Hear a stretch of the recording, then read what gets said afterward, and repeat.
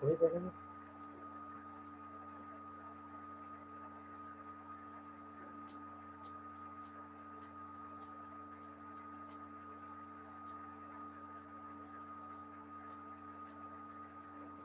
Então vamos lá, né? Vou começar aqui, né? Antes que fique muito tarde, né? Vou começar a falar algumas coisinhas aqui que é interessante de vocês, né, poderem estar falando aí. Bem, gente, então o tema da aula de hoje é um tema bem controverso, é um tema muito debatido nos períodos de hoje, né? Então, assim, né? Antes de qualquer coisa, né? No caso aqui, estou vendo que a Camila entrou, né? Então, antes de qualquer coisa, né? Então, vou começar aqui já a falar algumas coisinhas que eu acho que é importante da gente sempre estar falando aqui, né? Que é o seguinte, bem, então, a nossa história, né? Como uma história da maior parte da América Latina, ela foi construída sobre a mão de obra escrava. Oi, Né? professor. Tudo bem, Camila? Assim, eu comecei a falar um pouquinho porque eu estava vendo que a galera estava demorando para entrar, então não dá para ficar esperando muito tempo. Então, Mas é que agora no meu ainda é 8h19. o meu aqui já é 8h22. Então, assim, Camila, então, eu comecei falando um pouquinho aqui do seguinte. Então, o tema da aula de hoje é a abolição da escravatura, né, ou abolição da escravidão. É um tema que ele tem muitas vertentes, é um tema que ele gera muito conflito, né, principalmente porque o nosso país, ele é um país de maioria, né, de uma grande maioria da população, composta por descendentes de africanos, né, se nós formos levar em consideração todos os passos, né, que nos leva, né, a formação do povo brasileiro, ele é a partir da miscigenação, né? Então é um povo miscigenado, é um povo onde, né, onde uma grande parte dessa população ela tem alguma ramificação da sua família, deve ter alguma coisa sobre ali algum antepassado, né, de origem africana. Gente, e assim também, né? Se nós formos levar em consideração muitas coisas da história, né? Quando eu falo em arqueologia, né, porque o historiador ele tem que estudar várias fontes para chegar a uma conclusão, os primeiros seres humanos, eles nasceram na África, né? Lógico, nós temos duas vertentes de surgimento da humanidade. A primeira é o criacionismo, né, que cada povo ele vai entender o surgimento, né, a criação da humanidade a partir das suas características religiosas, mas a parte científica da coisa, né, então a ciência, ela vai pregar o seguinte, que o ser humano ele tem um ancestral comum, que é um primata, né, que se desenvolveu na África. Né? Então, isso coloca que nós todos, né? Então, todos nós, seres humanos, nós temos, né, um descendente comum. Qual é esse descendente comum? Lá na África. Então, gente, é assim, a gente já falou sobre isso no sétimo ano, a gente falou um pouquinho disso esse ano, sobre, né, a importância do escravo, né, para a produção de riqueza aqui no Brasil, né, porque, primeiro, era muito difícil você encontrar europeu que quisesse vir trabalhar no Brasil, era muito difícil.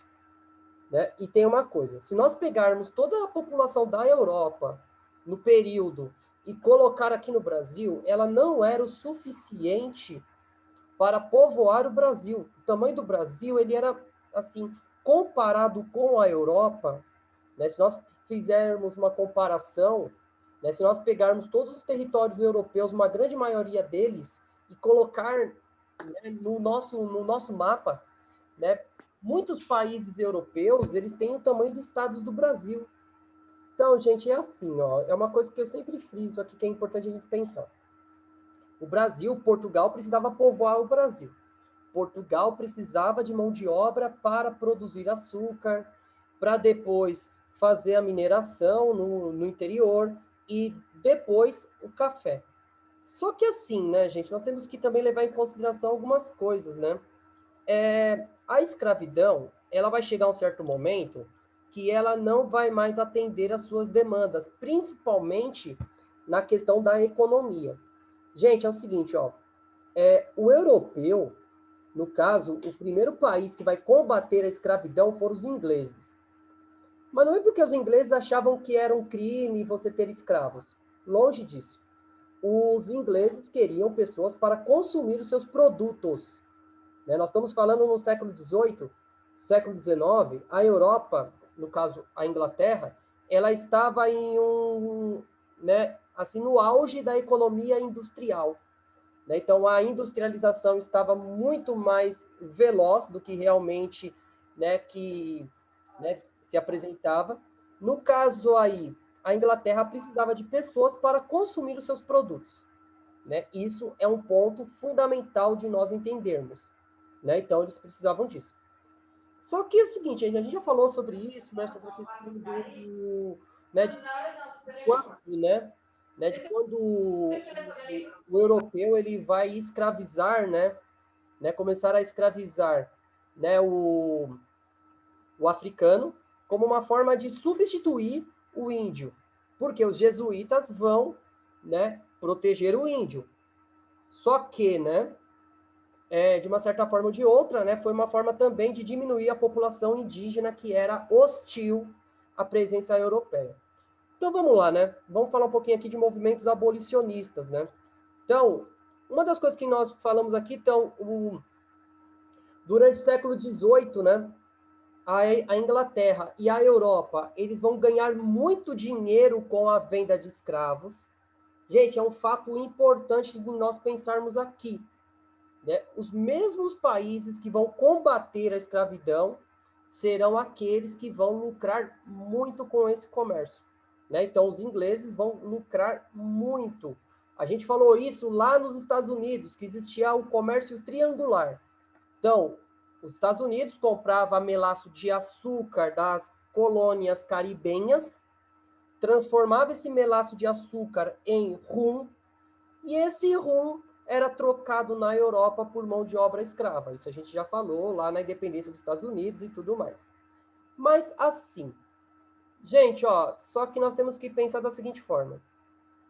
Tem dois modelos de escravidão aí que nós devemos, né, considerar. A escravidão na antiguidade, né, até por volta do século XIV, século XV, principalmente na África, a escravidão era de prisioneiros de guerras, e esses prisioneiros de guerra eles recebiam dos seus senhores, né, condições de vida. Então, eles poderiam trabalhar, eles poderiam continuar a realizar os seus ofícios, só que eles eles davam para o seu senhor parte do seu lucro, parte daquilo que ele conseguia com o seu trabalho. No Brasil, é um sistema que nós chamamos de escravização, que é o seguinte: a pessoa ela vai se tornar, né? Ela vai se tornar totalmente dependente desse senhor. Então, esse senhor é que vai dar para ele comida, é que vai dar para ele roupa, que vai dar para ele moradia. E muitas vezes, né, essa moradia era algo extremamente precária. Muitas vezes os escravos aqui no Brasil, eles eram totalmente desumanizados. Né? Então, o fator de humanização de cada pessoa, ela era retirada dessa pessoa. Né? Essa pessoa ela era considerada uma peça, ela era considerada um produto, né? Que ele podia ser comprado, vendido, e também é o seguinte, dependendo da vontade do seu senhor, ele poderia ser, né, violentado. Né? Tem vários casos de violências extremas contra escravos, entre outras coisas, né? Então, assim, gente, é uma das coisas que nós devemos levar em consideração. Os ingleses, em 1807, eles vão, né, criar uma lei que vai dar direitos a eles a perseguir, né, a interceptar e, né, e confiscar os navios negreiros ou tombeiros. Né? Por que tombeiros? Porque morria muita gente na travessia da África até a América. Tem algumas estimativas que dizem o seguinte: de cada 100 escravos que eram colocados no navio, chegavam aqui no Brasil apenas 60. Então, 40 pessoas morriam no meio da travessia.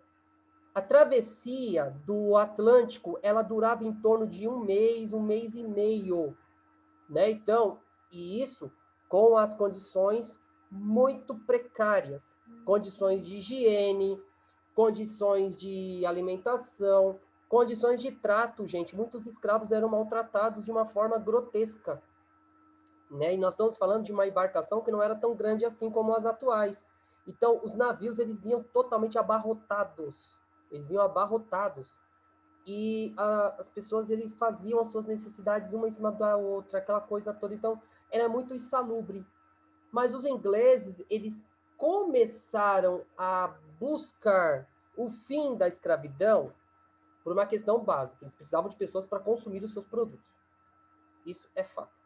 Então, assim, no caso, a gente viu, né, o problema lá com, né, com as leis, né, a lei de fim de tráfico, né, que foi criada pelo Eusébio de Queiroz, né? Só que essa lei, no caso aí, ela tem muito a ver com a questão, né, da tarifa Alves Branco, né, que é o seguinte: a tarifa Alves Branco, né, ele vai ter o protecionismo, então ele vai proteger o mercado brasileiro da chegada de produtos ingleses.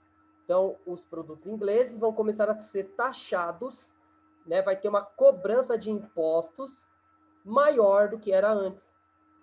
Nesse sentido aí, como uma contrarresposta, né, a essa medida, em 1845, né, o governo inglês vai criar a lei Bill Alden, né, que quer dizer o seguinte: capturar os navios negreiros do Oceano Atlântico que vinham para o Brasil.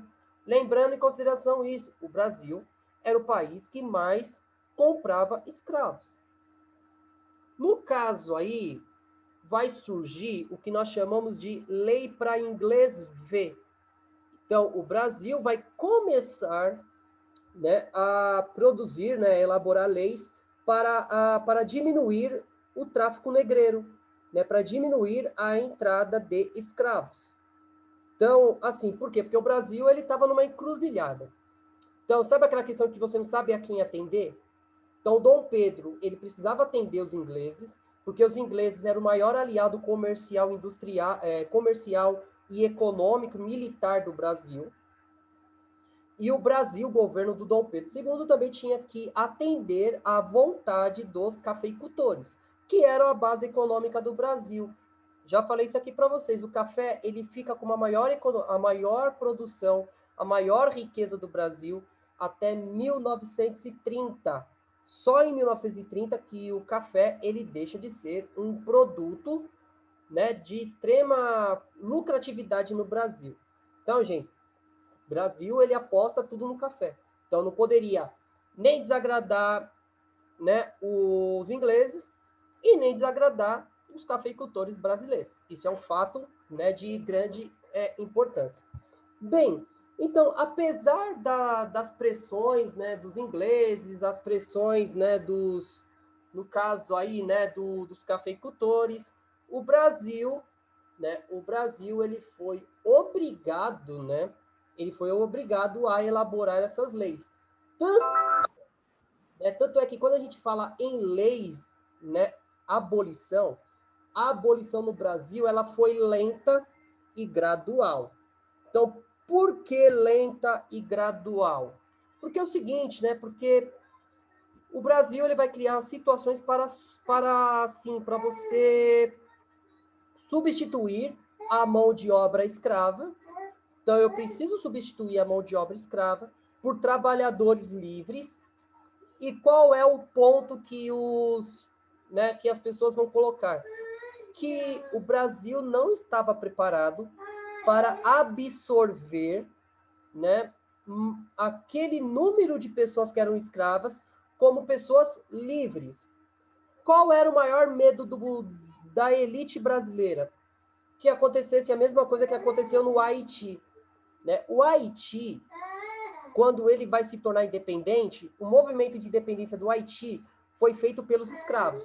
Então, os escravos vão se revoltar e vão tomar o poder, organizando no Haiti um sistema político muito parecido do que era feito na África.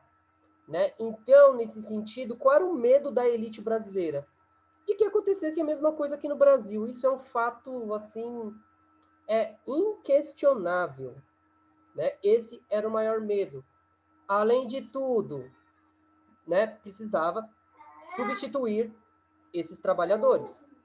No caso, né, então, começa a surgir os movimentos abolicionistas no mesmo momento que surgem movimentos republicanos. Então, no caso, né, a República, né, então a abolição da escravatura também vai começar a ser vista, né, como um problema ali, né, a escravidão vai começar a ser vista, bolinho. Então, assim, então a escravidão vai começar a ser um problema, né, porque os militares, lembra quando eu falei para vocês da Guerra do Paraguai? Então, quando volta aqueles negros da Guerra do Paraguai e eles presenciam os problemas que continuam sendo a base da sociedade brasileira, esses ex-soldados vão começar a se questionar o seguinte: eu sou livre, mas o meu pai não é livre. Eu sou livre, mas a minha mãe não é livre. Eu sou livre, mas meus irmãos e minhas esposas não são livres. Então, esses militares que voltam, que são negros aforreados, eles vão começar a questionar o movimento. Os militares também, que eles vão começar a lutar junto com os africanos, né, com os escravos, eles vão começar a perceber o seguinte: e aí? Né? E aí, como é que a gente vai fazer, né? Então, como é que a gente vai manter, né, esse sistema, né, feito dessa forma, né? Carinha de pau. Então, assim, então, nesse sentido aí, né, vão, no caso, né, vários líderes, como Joaquim Nabuco, que era um historiador, jornalista, ele articulava a política, né, ali no cenário do segundo reinado. O José do Patrocínio, que também foi um jornalista, que ele vai ter grande influência na sociedade, né? No caso, Luiz Gama, né? O Luiz Gama, que também, né, é um negro que vai lutar contra a escravidão. Então, nós temos vários líderes, né? O Rui Barbosa, o André Rebouças, o João Clapp, o Castro Alves, que é o Castro Alves, ele é um dos poetas negros, né? Tanto é que a principal obra do Castro Alves nada mais é do que o quê? Uma obra chamada Navio Negreiro, né, que vai contar a questão da travessia aí. Né, então, no caso aí, o movimento abolicionista, ele era muito pluralizado, né, e vai começar a pressionar o governo brasileiro. Né, vai começar a pressionar o governo brasileiro, e o governo brasileiro ele vai ser obrigado, né, a tomar algumas medidas, porque vai ficar insustentável, né, a situação, né, levando em consideração, né, que nós temos vários movimentos, e esses movimentos vão ganhar cada vez mais força.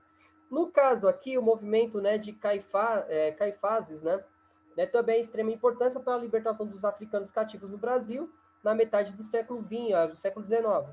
Então, esse movimento de caráter anti-escravista marcou presença, né, bastante significativa no cenário, né, de contestação política, né, e principalmente sobre a questão, né, de abolir a escravidão. Teve jornais que vão começar a questionar isso. Né? Então, o que vai começar, né, a ser trabalhado? Né? Como diminuir o número de escravos, né? Como diminuir esse número de escravos, né? E de uma certa forma ou de outra, né? Continuar a produção de café. Primeira coisa que o governo vai fazer, o governo do Dom Pedro II, né? Ele vai incentivar, né? Ele vai dar incentivos à imigração. A imigração, né, de italianos, de alemães, de espanhóis. Por que esses grupos? Porque era muito mais barato você pagar um salário para um imigrante do que você manter um escravo também. Lembrando que o imigrante, quando chega aqui no Brasil, quando ele recebe esse salário, ele vai ter que comprar a sua comida, ele vai ter que pagar pela sua moradia, ele vai ter que pagar pelo seu vestir, pela sua roupa. Então, isso fazia com que a economia brasileira girasse também. Né? Então, nesse sentido aí, né, vão começar a ter vários problemas. Bem, então, aí o exército, né, também vão começar, pelo manifesto de 1888, vão começar a encobrir, a encobrir fugas de escravos. Então, a situação ela era extremamente precária, né, nesse sentido aí. Então, gente, assim, o governo, né, ele precisava dar uma resposta. Então, a Lei Áurea, ela foi assinada em 1889 e ela foi apresentada, né, pelo João Alfredo, né? Foi um parlamentar, ele foi um senador que vai apresentar essa lei ao Congresso, colocando fim à Lei Áurea. Só que a Lei Áurea, ela não foi a única lei, né? Então nós temos que pensar da seguinte forma: então, o Exército apoiou, uma parte dos intelectuais do Brasil apoiou, só que a igreja, ela, como ela apoiava os cafeicultores, a igreja vai ver isso com certo, né, alguns probleminhas aí, né, que a gente vai ver, né, e a princesa Isabel, ela vai colocar em votação a Lei Áurea.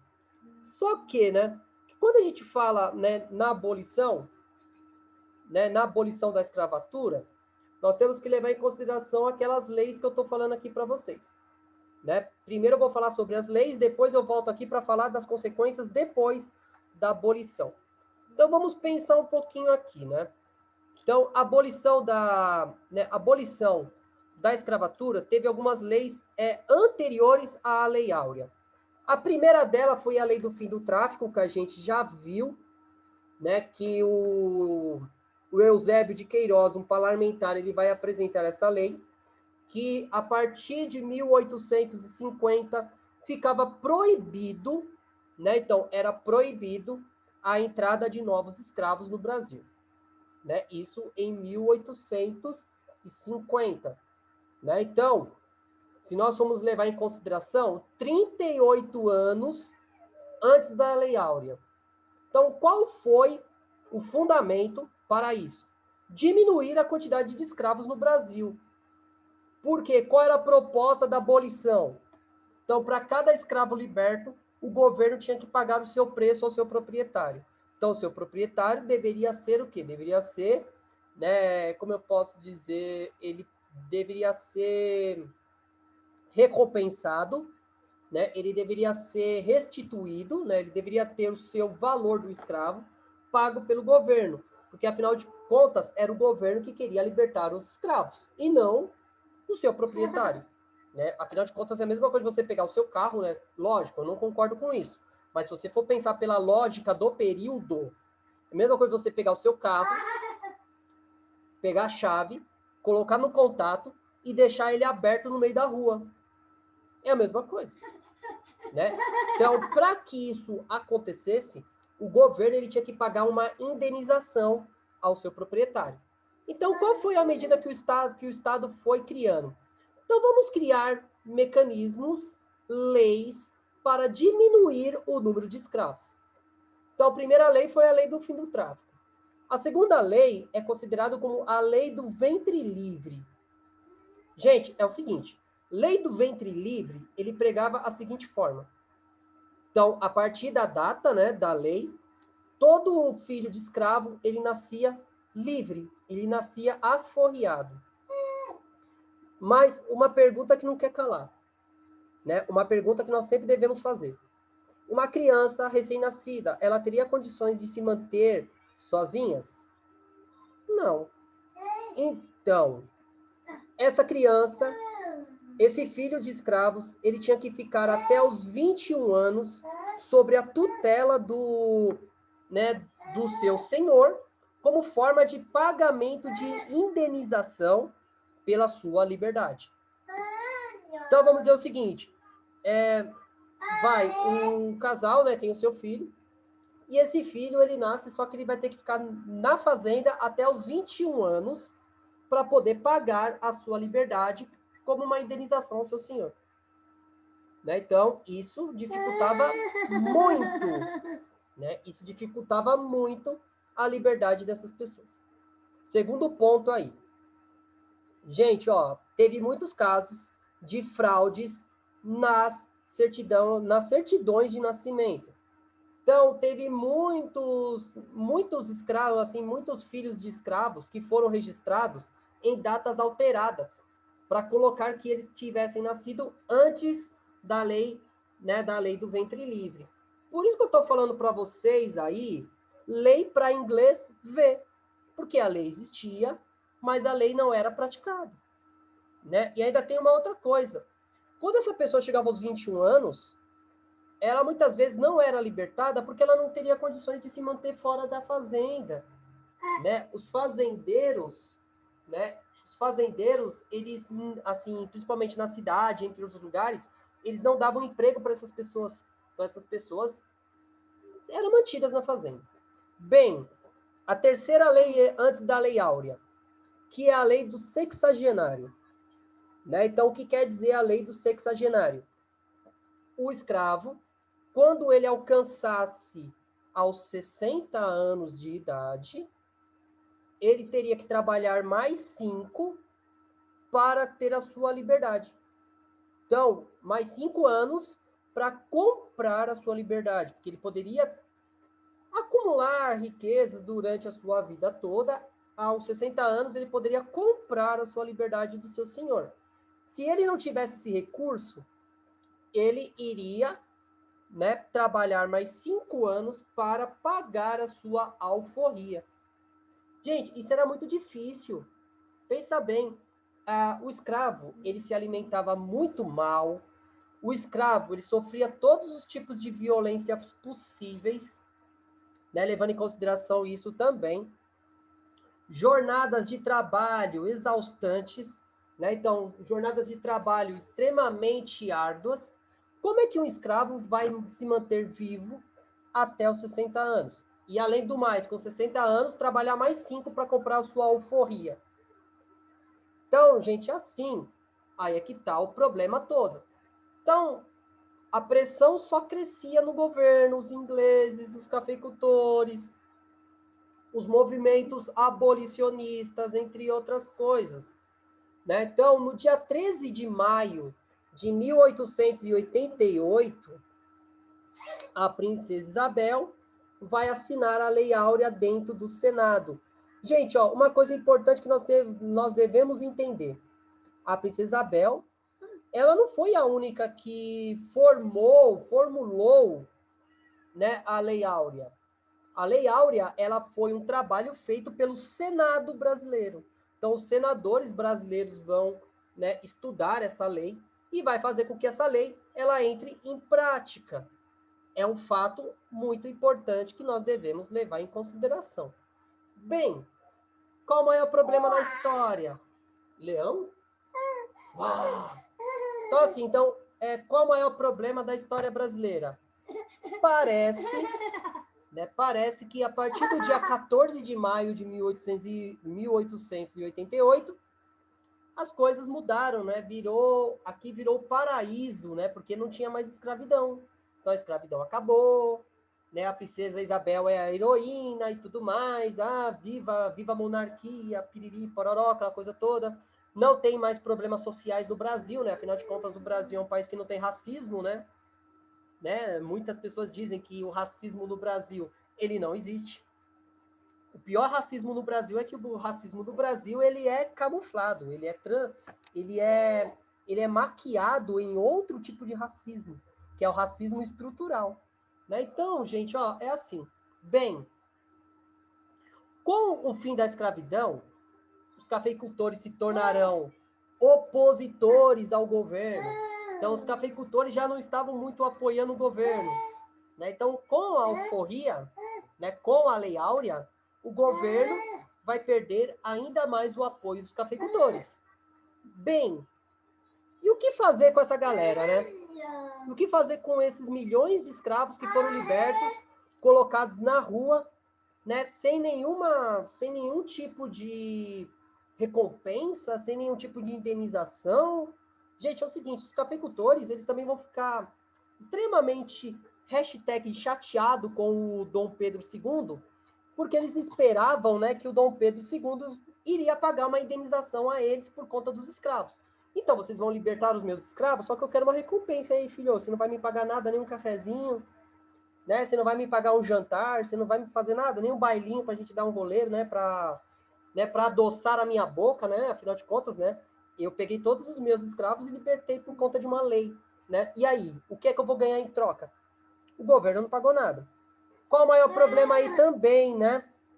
E esses escravos que foram, né, libertos? O que vai acontecer com eles? O que vai acontecer com esses escravos? Primeiro, 4, 3, 2, 1. Então, assim, o que vai acontecer com esses escravos? Primeiro, eles não vão ser atendidos, né, com leis de propriedade. Então, assim, os escravos terão muita dificuldade para comprar terra, para conseguir propriedade. Uma outra coisa, dentro das cidades, os ex-escravos, não tinham as mesmas oportunidades, né, de emprego, moradia, educação, saúde. Gente, assim, o escravo ele não era empregado por nenhum dono de fábrica, nenhum dono de loja. Então eles foram para a informalidade, né? Muitos desses escravos, eles vão partir para o trabalho mais insalubre, né? Mais perigosos, né? Em instituições como a Marinha brasileira, até a metade do século XX, ela era uma força militar extremamente sucateada, abandonada pelos governos, então, pagando salários miseráveis. Então, vai atrair pessoas que tinham pouca expectativa de vida. No caso, né, a maior parte dos ex-escravos também. E lógico, né, existia no Brasil uma visão política errônea que pregava o seguinte, que para o Brasil conseguir o avanço econômico, cultural, né, se tornar um país civilizado, era preciso realizar a política chamada do branqueamento da sociedade brasileira. Incentivar a chegada do europeu para substituir a população africana. Então, gente, olha o tipo de política que nós estamos falando. Então, quando alguém vem me falar, eu sou contra as cotas, né? Eu sou contra a cota de, né, negros na faculdade, serviço público. Eu falo assim, gente, mas pensa bem, durante 300 anos essa pessoa se lascou, né? Os seus descendentes, né, os seus antepassados, eles não tiveram estrutura nenhuma. A maior parte da população pobre, melancia, filho, tudo bem? Ok. Então, assim, né? Então, a maior parte dessa população que hoje encontra-se em situações precárias economicamente, na educação, entre outras coisas, elas são herdeiras dessa herança da escravidão. Então, tem tudo isso que nós devemos levar em consideração também, né? Então, tem todos esses pretextos, todos esses problemas. Bem, galera, então, assim, eu vou deixando vocês irem aí. Vocês estão vendo que hoje o negócio está meio tenso aqui, né? Tem que se virar nos 30, né? Tem que ser recreador né? Tem que ser recreador e professor ao mesmo tempo, né? Coisa maluca, né? Mas acho que deu conta do recado. Gente, precisando de mim, estou aqui à disposição de vocês, né? Me chamem pelo WhatsApp. Gente, Camila, você como representante de sala, por favor, dá uma bronquinha na galera lá, que eu já cansei de falar com eles. Então, realmente, hein? Essa sala aqui, ela tá tendo muito problema com todos os professores questão de videoaula. Que nem hoje só entrou você, o Guilherme e o Rian, e os outros. Né? Então, eu mando uma mensagem. Por favor aí. Que eu não quero ser chato, mas assim, gente, daqui a pouco não vai compensar eu ficar aqui fazendo aula ao vivo. Eu vou gravar, que é mais fácil. Pelo menos aí eu não fico, né? Essa questão toda. Bem, gente, então espero vocês na próxima semana. A próxima semana a gente vai trabalhar a cultura, né, do Segundo Reinado. Como é que era a cultura, né, a ciência no Brasil durante o Segundo Reinado. E assim, e é isso. Né? Então, espero vocês na próxima aula, beleza? Né? Obrigado pela Tchau, atenção de professor. vocês. Precisando de mim, estou aqui, tá bom? Aquele abraço. Tá, tchau. Tchau, tchau. Tchau.